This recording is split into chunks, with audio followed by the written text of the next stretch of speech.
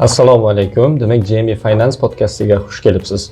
Bugun biz demak Koreyada viza turlari va Koreya hayoti haqida gaplashib o'tamiz va bizni mehmonimiz borlar. Aynan mehmonimiz bilan birgalikda savollarga javob berib o'tamiz birma-bir. Xo'p, unda boshlaymiz. O'zingizni tanishtirib o'tsangiz, Koreyaga qachon va qanday kelgansiz? Avvalambor assalomu alaykum. Assalomu alaykum. Taklifinglar uchun kattakon rahmat. Rahmat. O'z minnatdorchiligimni bildiraman.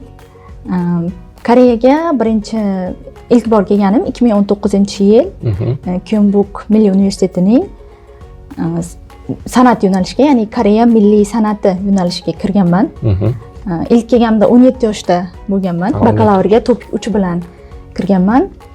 Keyin milliy san'at yo'nalishida 2 yil o'qib turib, 3-kursdan diplomatiya, xalqaro aloqalar va diplomatiya yo'nalishiga o'z sohamni o'zgartirib, shu bitirishda ikkita soha bilan tamomlab, ayni damda advokaturada huquqiy tarjimonlik bilan shug'ullanib, magistratura talabasiman. Tushunarli. Men 17 yoshingizda kelgan bo'lsangiz, maktabni bitirib birdan Koreyaga kelgansiz. Shunday. Maktabni bitirib, undan keyin 3 yil san'at yo'nalishida kollejda o'qib, o'zbek milliy cholg'ularini mutaxassisligida o'qiganman. Undan keyin bitirganimdan keyinoq 17 yoshimda kelganman. Xo'p, Koreyaga kelishingizga asosiy sabab nima bo'lgan? O'sha o'qishga kelganmisiz?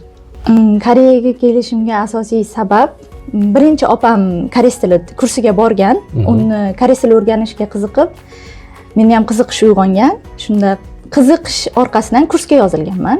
Shunday qilib koreys tiliga borib, Koreyaga o'qishga borishga qaror qilganman. Koreyaga o'qishga kelish, ya'ni koreys tilini o'rganish boshlaganingizdan keyin, demak madaniyat yoqqan sizga, balkim til o'rganish yoqqan. Til o'rganish o'zi yoqqan. Til o'rganish yoqqan. O'zi kollejda o'qib yurgan paytimda chet elga o'qishga ketaman deb aytardim, niyat qilardim. Qo'shnim bizda bo'ladi-ku, qo'shnimizning bolasi Yaponiyada o'qisa havas qilib, Koreyada o'qisa havas qilib, shu ham sabab bo'lgan. Koreyada yashash siz o'zi kelganingizga qancha bo'ldi hozir? 7 yil bo'lyapti-da. 6 yildan o'tgan. 6 yildan oshdi. 2019-yilda kelganmiz. 6 yil bu katta muddat. Siz shu 6 yil ichida yashab borar ekansiz, qanday sizni o'zgartirdi deb o'ylaysiz Koreya? Koreya tartibli qildi deb o'ylayman. Chunki Koreya juda ham tartibli, hamma narsa, sistemalari. Masalan, bankga ishingiz tushadigan bo'lsa, bankda ham hamma tartib bilan bo'ladi, hamma narsa. Shifoxonaga ishingiz tushsa ham hamma narsa tartib, intizom ostida bo'ladi. Shuning uchun bu menga katta ta'sir qilgan. Hamma narsani o'z vaqtida qilish, sabrli bo'lish. Koreyada yashashning eng yaxshi tarafi nimada deb o'ylaysiz? Mana siz hozir 6 yil yashadingiz. Shu yerda yashash sizga yoqadimi? Va agar yoqsa, nima taraflama yoqadi sizga? Albatta yoqadi. Shuning uchun bakalavrni bitiriboq magistraturaga topshirganman. Koreya xavfsiz davlat, qizlar uchun ham. Shu sababli Koreya yoqadi. Yana qo'shimcha bilim. Agar harakat qilsangiz bilim olishga, yetarlicha harakat qilsangiz yetarlicha bilim ola olasiz. Bilim tarafdan baribir ustuvorda. Yuqori o'rinli universitetlarda o'qiydigan bo'lsa, talaba, u yerda raqobat bor. Ko'rasiz, ko'rishiblarda 24 soatli u yerda dars qilishadi talabalar. O'sha narsalarni ko'rib, men ham oldindan o'qishga intilishim kuchli edi. Ularni ko'rib yanada ishtiyoqim oshgan. Shu taraflardan yoqadi, o'qishga intiluvchanligi. Keyin harakat qilganingizcha haqiqatan ola olasiz javobini. Mehnatingizga yarasha. Agar o'z ustingizda ishlab, intiluvchan,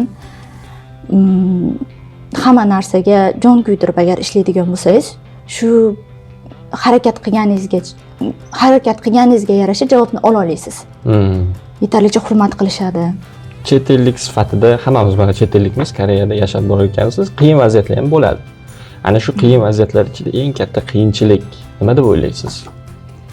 Chet elliklar uchunmi yoki men uchunmi? O'zingiz uchun deylik. Mayli, siz ham baribir chet ellik sifatida yashab borasiz va bilishimiz bo'yicha hozir o'sha yurtdoshlarimizga yordam berib kelasiz viza masalasida. Ana shu holatlarda ham sizga ko'p masalalar bilan chiqishadi. Meni bilishim bo'yicha u holatlardan kelib chiqqan holatda chet elliklarga eng katta qiyinchilik, misol uchun Koreyada yashab borgan holatda. Birinchisi til, albatta, hamma biladi. Til muammosi.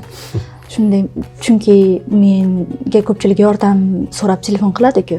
Oddiy narsalarda ham tushunishmaydida, o'rganishmagan chunki qiziqishlari yo'q, faqat ishga e'tibor qaratishgan. Endi ularni ham tushunaman, o'zlarini yetarlicha sababi bor. Endi o'rganing deb majburlay ham olmaysiz.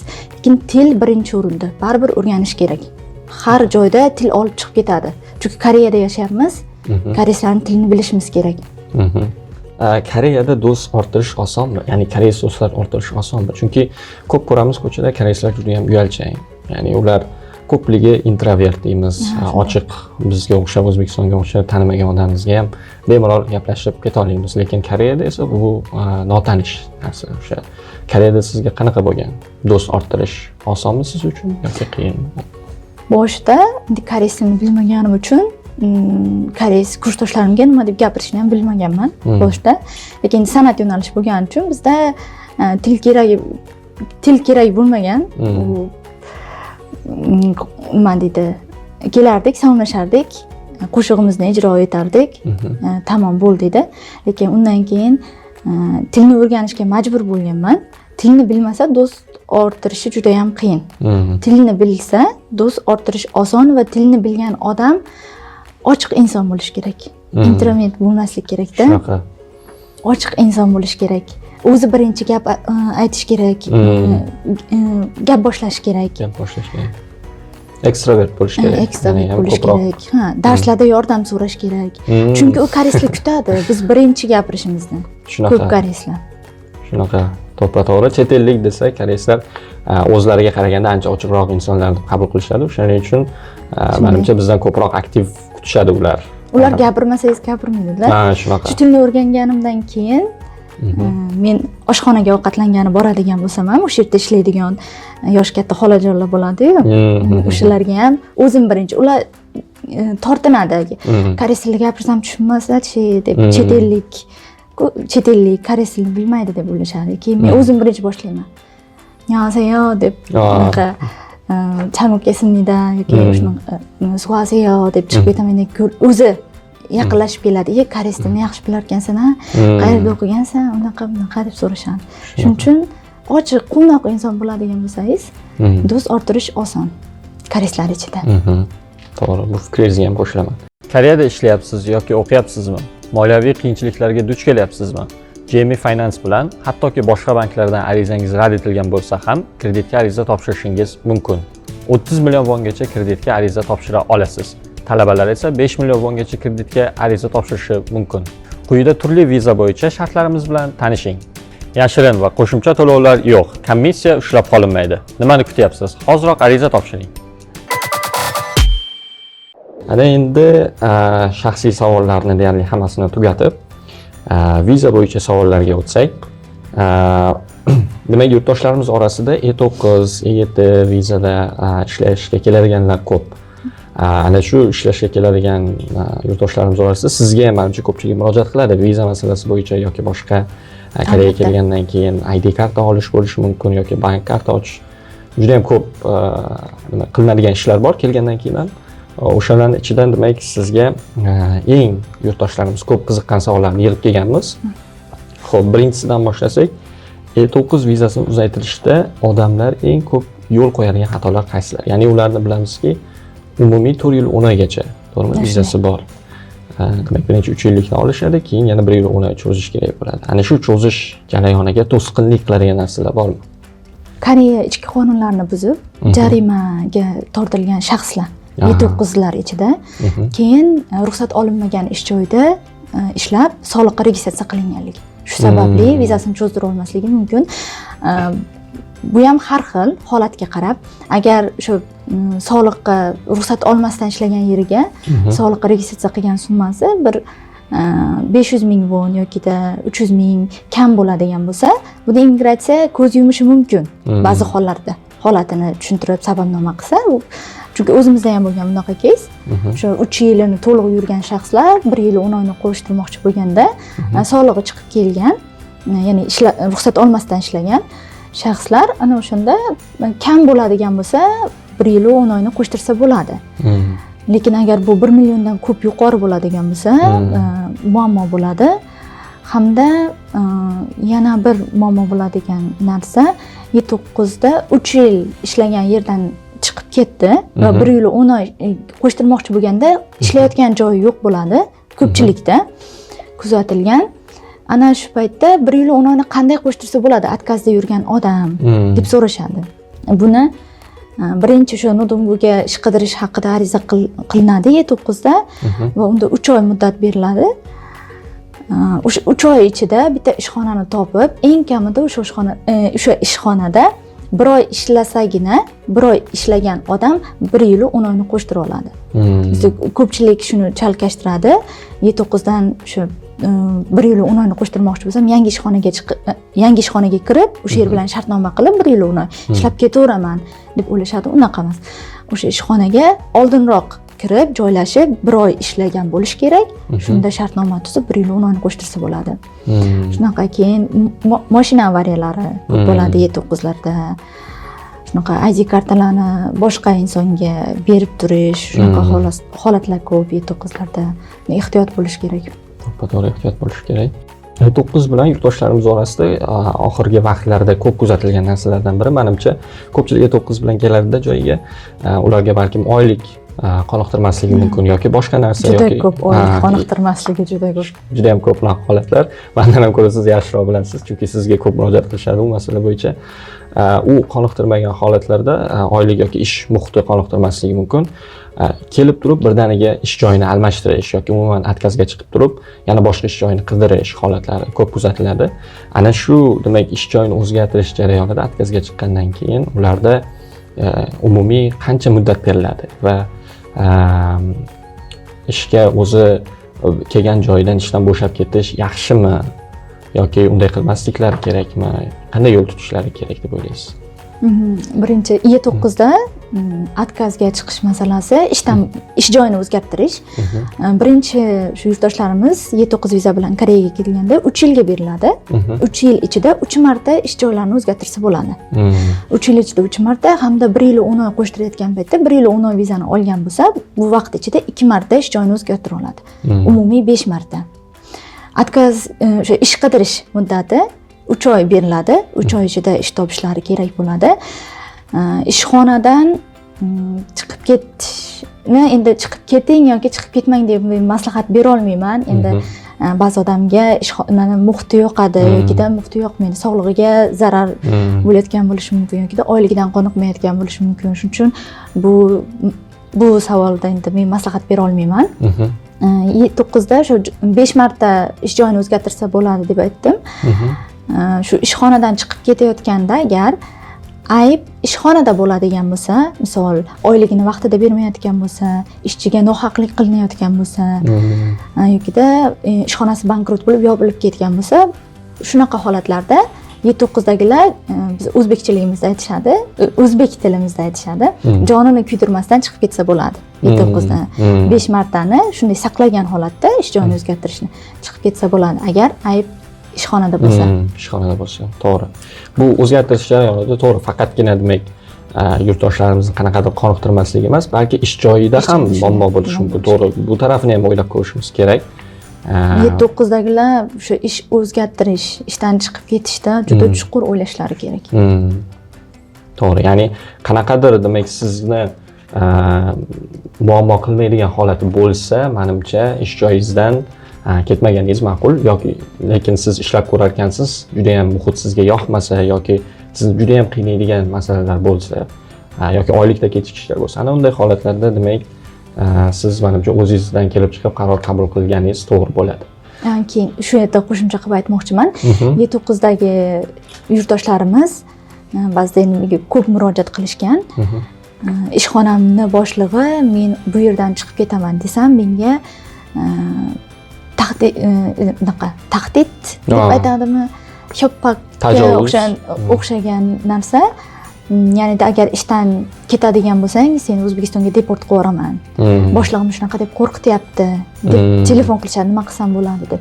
O'sha paytda meni maslahatim shuni zaps qilib olish kerak. Yozib olish kerak. U dalil isbot bo'ladi. Unga nisbatan boshliq nohaqlik qilayotgan bo'ladi. Unday deb gapirish ishchiga mumkin emas. Shuning uchun shunaqa holatlarni yozib olish kerak. Lekin bizning yurtdoshlarimiz deyarli hech birlari dalil isbot unaqa narsalarni yozib saqlab qo'yishmaydi. To'g'ri. Prosta shunaqa dedi deb og'zaga aytishadi, lekin u dalil isbot sifatida hech qanaqa kuchga ega emas. Tushunarli. Xo'p, E9dan E4ga, ya'ni viza almashtirishga o'tish uchun minimal talablar qanday? Ular meni bilishim bo'yicha demak ballik sistemada o'tishadi. Shunday. Ballik sistemada o'tishadi va ko'pchilikni o'zi ayrimlar o'tsa ham kelmaydi. Lekin ko'pchilikni o'tishga bo'lgan sababi ko'proq Koreyada yashab qolish va oila a'zolarini Koreyaga chaqirish. Ana shu o'tish uchun minimal talablar qanaqa bo'ladi? E9dan E4ga o'tishda eng kerakli asosiy talablar birinchisi ish joyida eng kamida 1 yil ishlagan bo'lish kerak va Koreyani ichida E9 vizani o'zida 4 yil ishlagan bo'lish kerak. Eng kami bu 4 yil faqat poytaxt hududlariga, Gyeonggi-do, Seul tarafga tegishli. Agar poytaxtdan tashqari hudud bo'ladigan bo'lsa, 3 yil E9 vizada yurgan bo'lsa, E4ga ariza qilsa bo'ladi. Shunda ham eng oxirgi ishxonasida 1 yil davomida ishlagan bo'lish kerak. Keyin yillik daromadlari 2 yillik daromadi bir-biriga qo'shilib 2 ga bo'linganda 25 milliondan ko'p bo'lish kerak. Shu holatda E4ga o'tsa bo'ladi. O'tgan yili 12-oydan boshlab Topik va KIP til sertifikatlari E9dan E4ga o'tishda vaqtinchalik bekor qilingan. Ya'ni E4ga o'tgandan keyin 2 yil ichida olib bersa bo'ladi. Til sertifikatsiz, ya'ni E4ga o'tsa bo'ladi. O'tsa bo'ladi. To'g'ri. Lekin topiksiz menimcha oila a'zolarini chaqira olishmaydi, to'g'rimi? Bu masala bo'yicha o'rtada ozgina tushunmovchilik yuzaga kelgan hozir elchixona bilan immigratsiya adliya vazirligida. Ya'nida ular e'lon qilingan nizom bo'yicha Topik yoki KIP til sertifikatlari bo'lmasa oila a'zolarini chaqirib bo'lmaydi deb yozib qo'yishgan nizomda adliya vazirligi. Lekin elchixona Topik yoki til sertifikati yo'q odamlarga ham viza bergan. Biz bu narsani aniqladik, haqiqatdan bergan Topik til sertifikati yo'q odamlarga ham. Bu o'zaro qonunda hammaga bir xilda ko'rilmayotgani deyladimi, Pyongyangda deb hammaga bir xil bo'lmayapti-da. Chunki ba'zilar ham til sertifikati yo'q odam oilasini chaqirishga ariza qilib taklifnoma jo'natsa elchixonaga, ba'zilarga beryapti-da, ba'zilarga bermayapti. Shuni aniqlash uchun o'zim to'g'ridan-to'g'ri elchixonaga telefon qildim va shunaqa holat deb aytdim. Keyin ular endi birdaniga endi til sertifikati bo'lishi kerak, shunda oilasini Koreyaga kirib kelishiga ruxsat qilib viza chiqazib beramiz deb shuni birdaniga o'zgarishdi elchixona. Va bu haqida men o'zim Adliya vazirligi Koreya ichida joylashgan Adliya vazirligiga ariza qilganman. Buni javobi 12-oyning 8-sanasida chiqishi kerak edi. Lekin ular ma'lum sabablarga ko'ra yana qo'shimcha tekshirib chiqish shart deb ko'rib, 12 shu dekabr oyining oxirigacha kutib turishimni aytishdi. Ya'nida men ularga ariza qilganman. E4 vizadagi va E4R vizadagi shaxslarning oilasini Topik va KIP til sertifikati yo'q holatda ham oldin vizaga ruxsat berildimi, endi bundan keyin ham berilishi kerak. Shuni talab qilib ariza qilingan. Xudo xolasa yaqin orada javobi chiqib qoladi. Xo'p.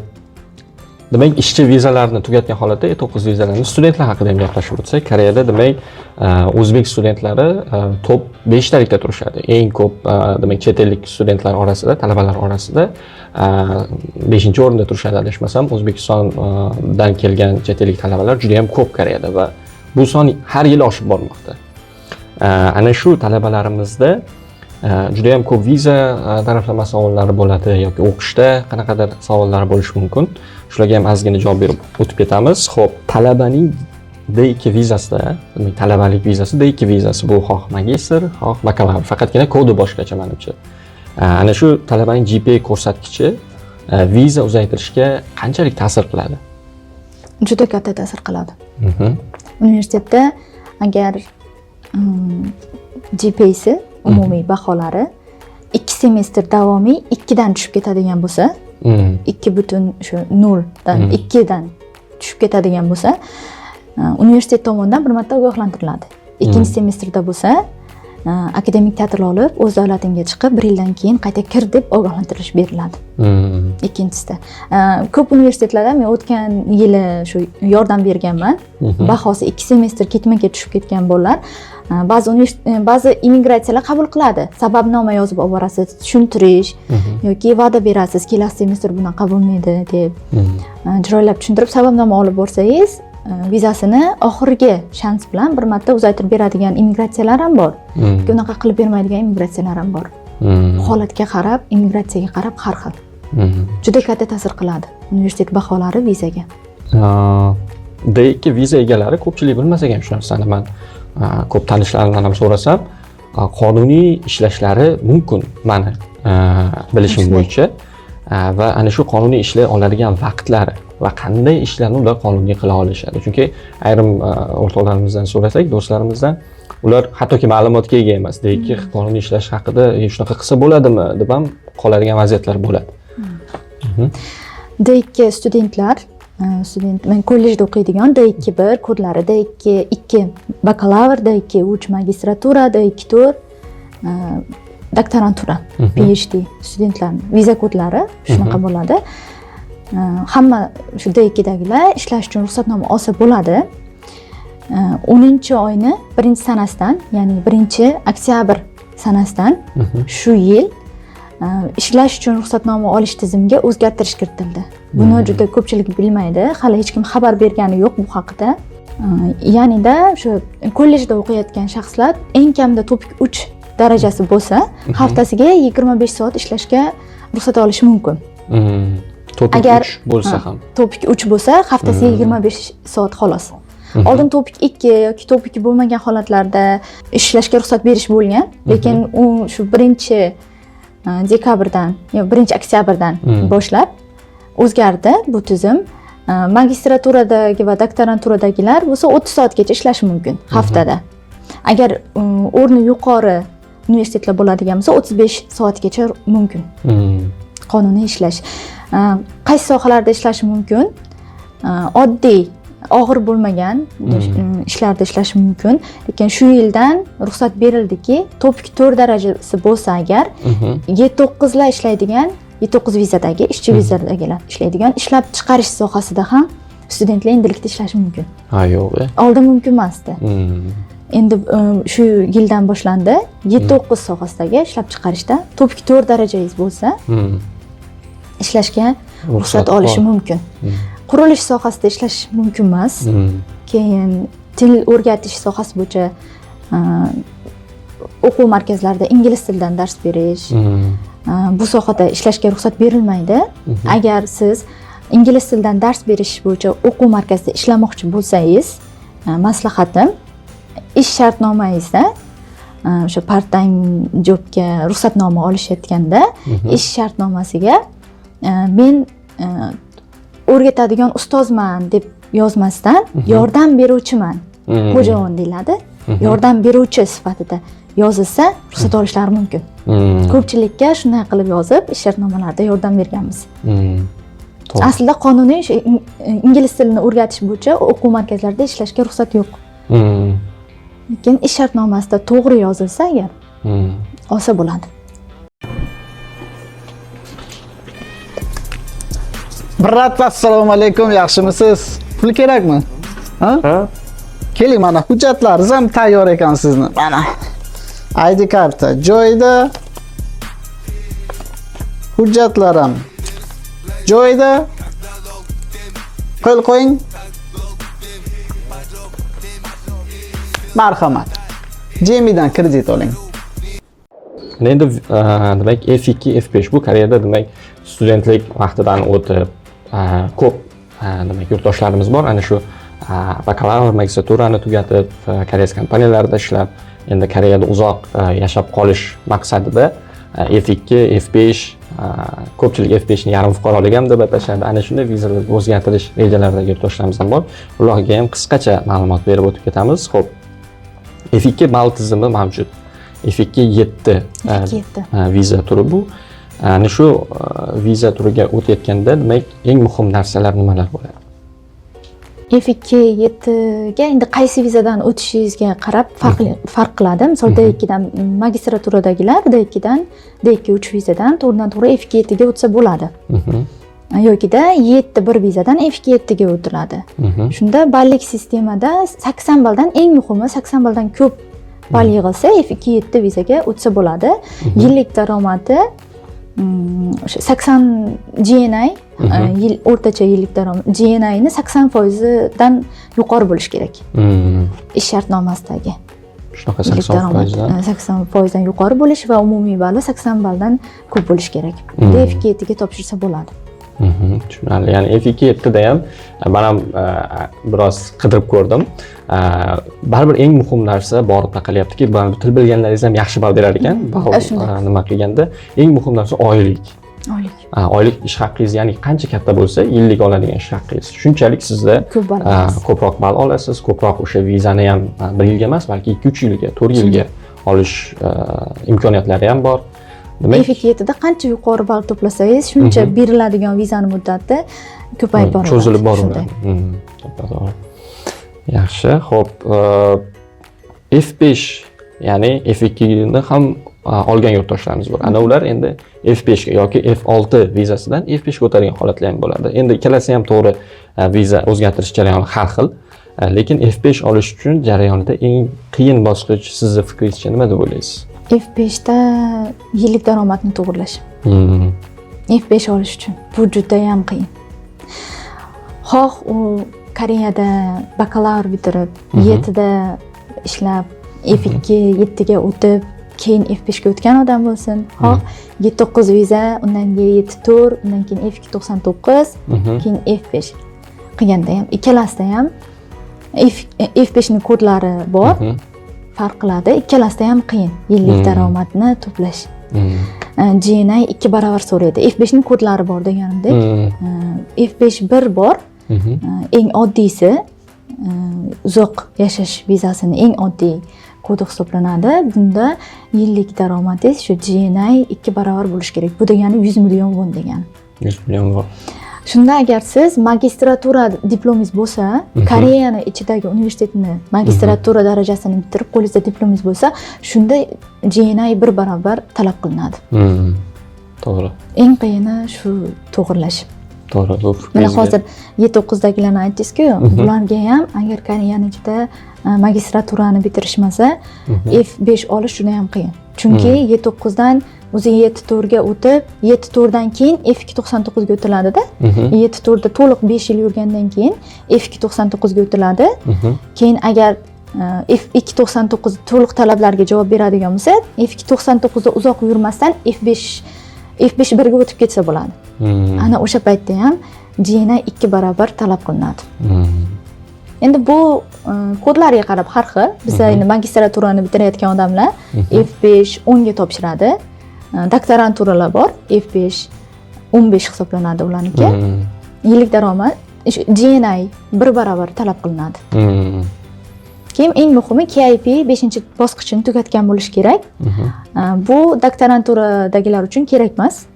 Undan qolgan boshqa kodlarida KIP talab qilinadi.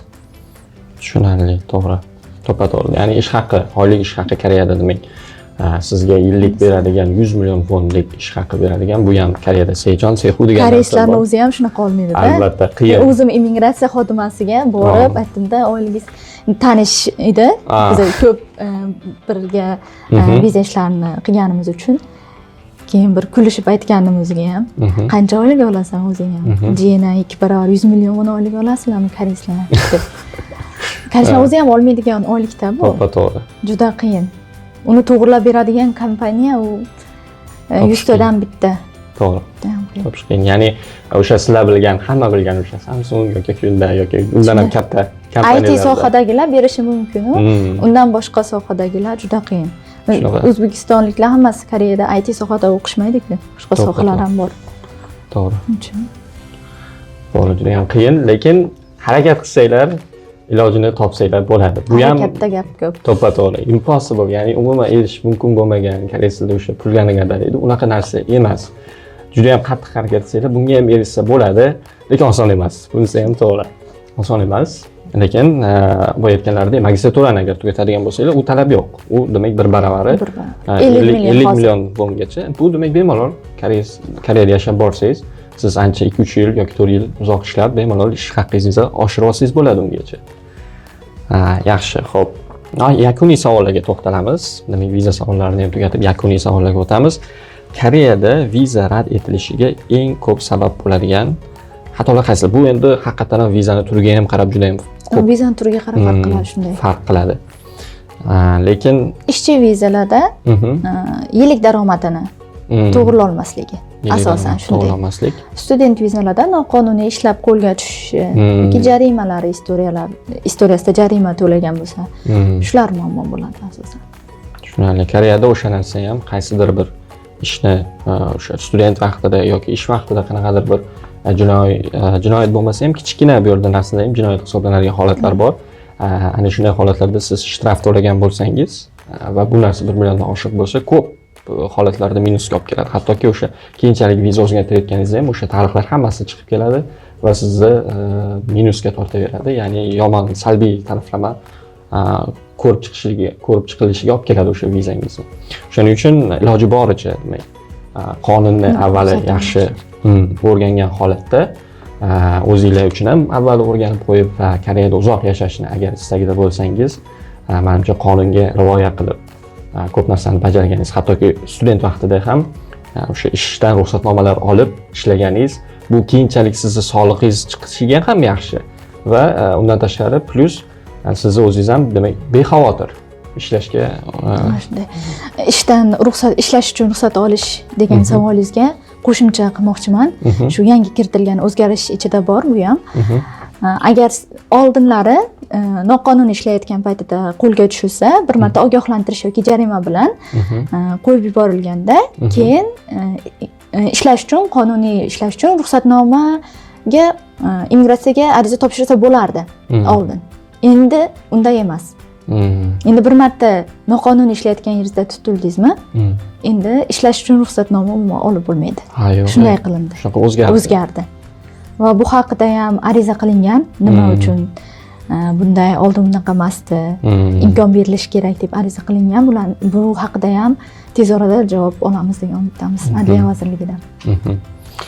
Yaxshi, xo'p. Oxirgi savolim. Mana shu Koreyaga nima kelayotganlar ko'p.